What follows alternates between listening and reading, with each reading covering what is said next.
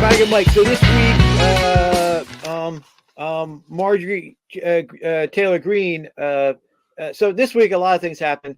A 1.4 trillion budget was passed by a lot of Democrats and MAGA Mike. Continuing the battle, continuing the budget to sometime in fall. It was all porks in it, but guess what? We won, even though they funded the IRS, and even though they did all these evil things that they said they weren't going to do. But they're not going to fly the rainbow flag over foreign embassies. How about that? We won big on that one, right? Until they repeal that one, right? At this rate, will the budgets will be $100 trillion, and every conservative Republican issue will be thrown under the bus. Right there, you guys see, we won one. We won, yay! Now he did this. Why is this going on? So Margaret MGT files this move to change the House Speaker, like Kevin McCarthy got booted, which Kevin McCarthy getting booted was a great thing. Should have been done a long time ago. But is it really a good move to try and boot MAGA Mike now, Mike Johnson, who's the current speaker? No. So she's not going to do it, even though she's out over the weekend saying, oh, she's got plenty of people to do it, because it's stupid. You're not going to get anybody better than Johnson. You're just not going to. They're not going to put her in charge, right? And she's not better anyway. She's a bit of an idiot, and a ditz, and she can't speak as well as Mike Johnson. So why did he do it? Well, you got to look at the long game, and there's a long game going on. Is to, first of all, this is where she is being effective. Michael Gallagher is the Wisconsin House member who this week announces he's going to retire. So a bunch of these rhino creeps like Kevin McCarthy are pulling the old, I'm going to take my spoiled little brats, or say, I'm going to take my ball and go home because they don't get to win the game, right? And so this is one of these spoiled little brats. And he's doing it to cause the most effect of damage to the Republican Party, because currently the Republican Party has majority in the Congress by only 2 votes. So he's leaving, and he's only going to leave after April 9th, when they can't do a special election in a solidly Republican district he's in to replace him, thereby screwing the Republican Party and majority in Congress, and going down to 1 vote majority over the Democrats. And all the deep state and all the Democrats had to do was turn one of these nitwits. And on the senator side, nitwit Murkowski, the Nepo baby from a senator from Alaska, is ready to switch just like this. Remember, we've been through this before. Because the Democrats are always doing this, because a lot of so-called Republicans are really Democrats in sheep's clothing, right? So all they need is one then to switch, and then you got a problem, right? Because then it's even, and then there's a real problem. Now Emma Robinson says that this is the Democrats' trick to take over the election in 2020, because what they'll do is, once they seize the House, is they will immediately declare Trump an insurrectionist, because that was some of the language that came out of the Supreme Court 9-0 thrumping of Colorado and the states that want to keep him off the ballot.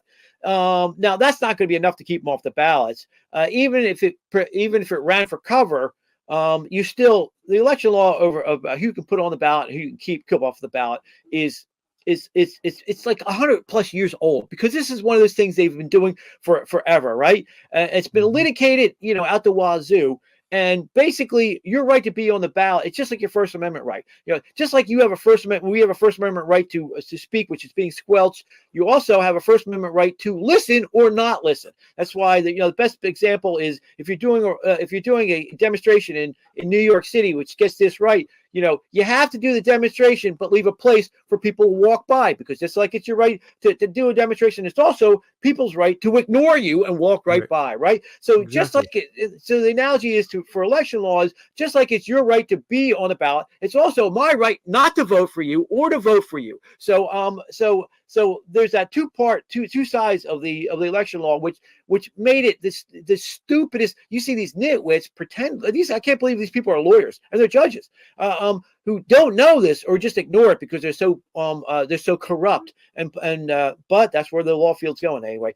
But interesting enough, a couple states are getting rid of the bar, so maybe there'll be improvement actually the lawyers. But anyway, off that issue. So that might be their case. That might be what they're going to try and do. But either or, they could. The idea that they could then not recognize a Trump massive victory or a close victory. I mean, if it's a close victory, then it could be. It could affect it. So the Democrats are always they're the party of evil. They got rid of God in their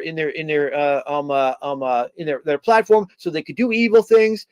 So MGT doing this is stupid, and she's not looking at the long game. The reason why, Magic Mike, if you want to call him that, is doing this is because he's not doing it the way I would do it. Our recommendation was real easy. The most we'll go back to the foundation, the most powerful arm of the federal government, and in a system divided between three partial kings is the Congress, because they have the power of the purse. They should let the government shut down, and they just send piecemeal one funding at a time. Oh, you say, oh, we're not funding veterans. Oh, okay, we're gonna get on that. Send it right off. You go, what? You're not going to sign that until we sign something for freaking stupid new Green Deal? No, we're not going to do it. You said the veterans were important. You said the government was important. Fund it. Oh, you're not going to you're not funding the FBI. You got to shut down the FBI. Okay. Oh, fine. Oh, well, yeah, okay, fine. But you send it without the stupid funding for the FBI, without the stupid $1 billion headquarters that they want to build in there, right? You send it like that. You send it for you're not going to fund the IRS. Oh, we got to collect the taxes. We're responsible Republicans here. But it's missing the 87,000, funding for the 87,000 new IRS agents who are just there to screw the middle class, right? That's the way to do it. So hopefully, come election season,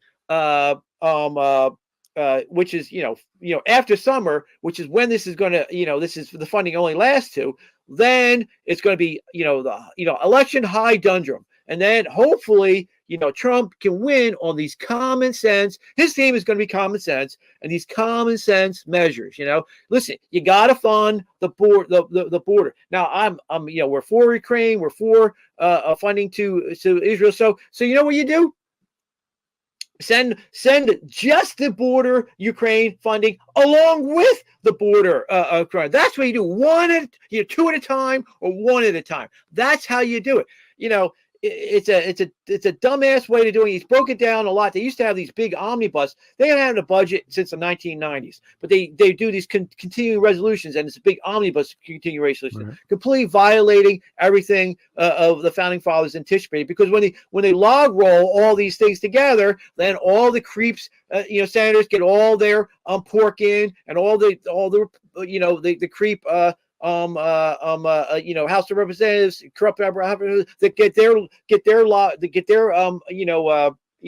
special funding programs in too. So it's a way that they've been able to steal now $6 trillion from the U.S. taxpayer. And remember, of course, $4 trillion of that is only what you take in. So $2 trillion of that is borrowed and is stolen from all of our children and grandchildren, because $2 trillion every year they're going to have to pay back.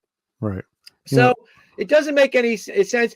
She's not going to be able. She filed her motion to remove the speaker, but there's she's going to have to. There's no automatic. Like it's going to happen within 72 hours, and of course they're going away for Easter. So I predict nothing's going to happen.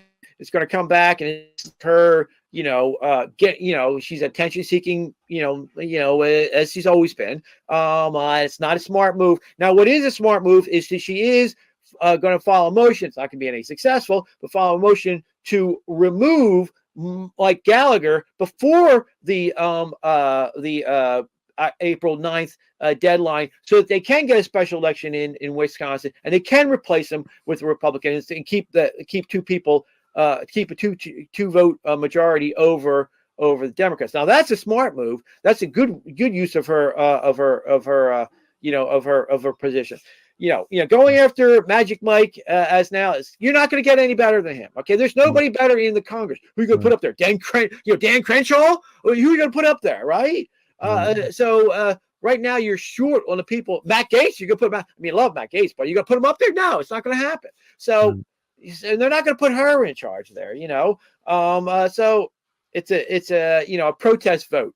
That's what she did this week, and that's what happened in Congress, and that's where we are in Congress. So all these, again, all these fundings because they put in that they should have done this 2 years ago, and they started the battle 2 years ago.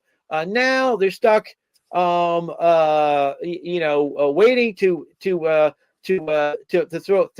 make a Venus throw, to make the entire throw and all of it, put it all on Trump, because only Trump can save us, apparently, and only Trump has the mental wherewithal to actually argue this to the people. And in a lot of ways, that makes sense, because what we're doing is trying to beat the evil matrix, which is the hiding of the facts from the people. As you would point out, on our other shows, they get $1 billion, in-kind funding to the Democrat Party from their capture of the media, and you got to speak over them like Reagan did. You got to find a way to do that, or like Trump did. And so that in that sense, Magic Mike is probably making the right move, even though we have to hold our nose and go for it. And that's where we are for that.